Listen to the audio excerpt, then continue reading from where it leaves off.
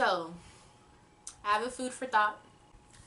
To be fair, this food for thought has been something I've been thinking about for, honestly, I don't even know, like months and months and months. Probably since like February of 2022. We are now in October. And I don't know what necessarily took me so long to record it, but we're here now, so let's just talk about it. So you guys know how sometimes I go into the theory that this is like one big movie. This is like, life is just a really big book, similar to the Bible, where there's like different chapters of different people's experiences, and we all can learn from anybody's story. Anybody's life can teach anybody something. There's value in everybody's life. So being said that, I feel like, oh, this is gonna be so weird, you guys. This is, if I'm being honest, this food for thought is actually a matured version of something that I've always felt since I was younger, but I've gotten deeper into understanding what I was trying to understand when I was little. So I've always felt like life is like a book, like there's someone watching our story somewhere in another universe. They're like reading our book and they're watching us live, and they're like watching like it's a soap opera, but it's like our everyday life, right? So kind of like the Truman Show. What was that? Yeah, My Life's on Display Like Truman. I think it's the Truman Show. Remember that movie? So I kind of feel like life is like that to a certain extent, right?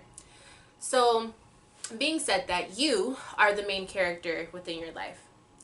Doesn't mean that you're the main character in someone else's life, but you're the main character.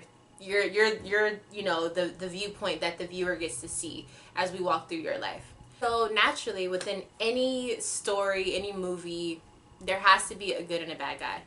And you being the main character, I believe you get to choose who you want to be. But I think naturally, when you are the main character, or if you are the point of view that we're watching from, you naturally become the good guy. You naturally become the person that we want to see win within the movie.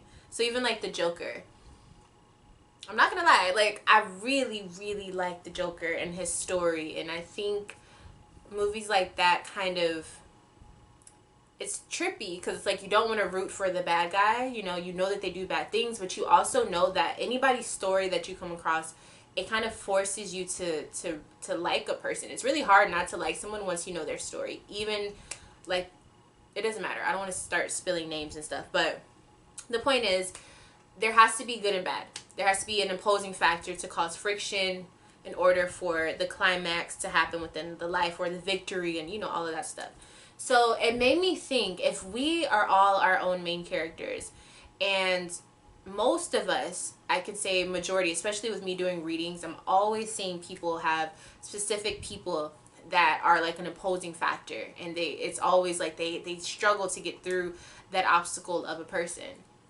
This led me to believe that if I'm looking at life as a theory of the movie, right, the show, I'm starting to see that the person who is the villain is really just a reflection of your ego.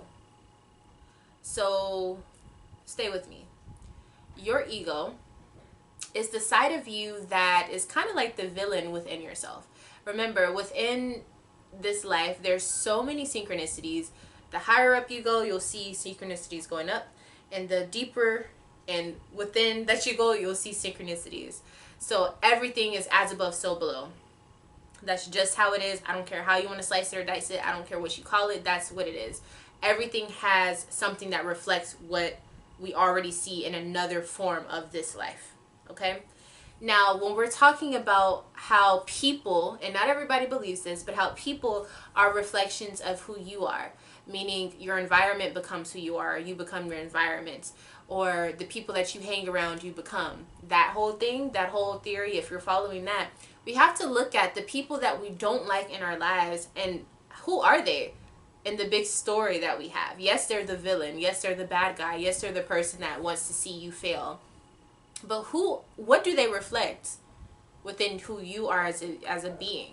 Because if they're around you, chances are there are some sort of similarities that have attracted you to each other.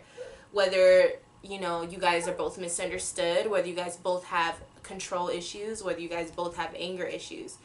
there's something where you guys connected in a way that energetically has drawn you together and you guys are bumping heads. And I do believe that it's just a reflection of your ego. One of the main things that I think people as spiritualists over time, forever and ever and ever, have tried to master is loving thy enemy, or just understanding how not to allow your enemy to have more control over your emotions than you do. And I really do believe this is because your enemy usually reflects a big chunk of who you are. Maybe not as big as you want to admit to, but they have to reflect some sort of you. You have to see a part of you in them to not like them, because they even say, you know, whatever you hate, that's what you are. And not saying that you should just completely allow your enemy to be terrible to you or anything like that, but I do think that if we really start to look at people that we dislike, whether it's as an individual, maybe it's your race, maybe it's countries and nationalities, whatever the case may be, when you really start to break it down and look at why you don't like that person, you may not be able to admit it, but I guarantee you somebody on the outside looking in can say, well, hey, you kind of do the same thing that they do. You just do it towards them and they do it towards you. You know what I mean? And I think that's the ego. That's from a very deep level of looking at things. That person that you point out and that person that you don't like them because that's a part of you that you've evolved through, that you've grown out of. And even if you haven't evolved out of it, you guys are on that same path of evolving through it. So it's almost like when you like something so much that it becomes gross, or it becomes like overbearing, or like, let's say you have a really nice perfume or a cologne, but you spray too much of it, and sooner or later it starts to become like really annoying to smell it, or just like makes you sick.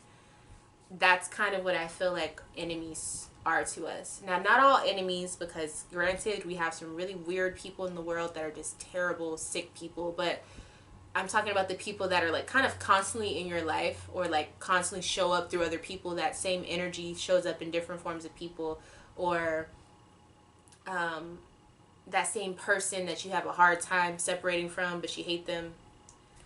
We all know that type of energy. I really do believe that it's a form of your ego. And until you do the shadow work to really confront that, and then just continuously do the work, you will continue to attract that form of an enemy. And I think it's a blessing in disguise, because enemies show us what we need to work on at that point of our lives. And if you're doing it right, if you're living right, those enemies start to become less and less, or they become less powerful in how much you respond to them, or how much you react to them, or how much you even acknowledge them, you know? And I think that's very powerful, because that's also how the ego works. Once you have ego death, it's not easy to allow your ego to fade off so that you can look at things from a different perspective. And it's something you have to constantly work at. And we've seen spiritual gurus, we've seen monks, we've seen spiritual figures in general go through lifelong journeys of trying to master conquering their ego and subduing their ego and almost like fighting their ego. And it's interesting because it's a part of us. We all have it. We all have that part of us. And the other interesting part of it is that it's your ego that even allows you to fight against another person in the first place. So you never can really escape it. But that's just a tip from a Leo. You can try to get rid of your ego, but your ego is supposed to be there for a reason. It reminds you that you're the main character. So we go back to that loop. So how important is it to even try to get rid of the ego if we need it? That's a whole nother video. So yeah, I don't know, you guys. It's just a food for thought. It's just something I was thinking about, and I was like, let me talk about that for a second. Let me see, because you guys know I like to pick your brains a little bit. I like seeing you guys' comments and stuff like that, and I know that some of you guys thoroughly enjoy watching just because it sparks something for you that maybe you can think about later and ponder on, and that's what this is about. That's what this channel is about. So yeah, if you aren't subscribed, go ahead and join the community of deep thinker, esoteric explorers, and, you know, the weirdos. Come join, come talk, come enjoy. what I have to offer here on the channel, and you know, start a conversation in the comment section. I would love to know how you feel about this topic and your theories, and yeah, just start a conversation so we can talk about it. And if you want to have some sort of like collaboration situation when we're talking about something dealing with the food for thought, I still am trying to figure out how I can incorporate that on the channel, but I would love to do something like that. So if you're interested, or if you have any ideas, please email me so we can figure something out, okay? Because I know there's a lot of really wise individuals that watch my channel, and you guys are really freaking interesting. So I want to know what you're thinking.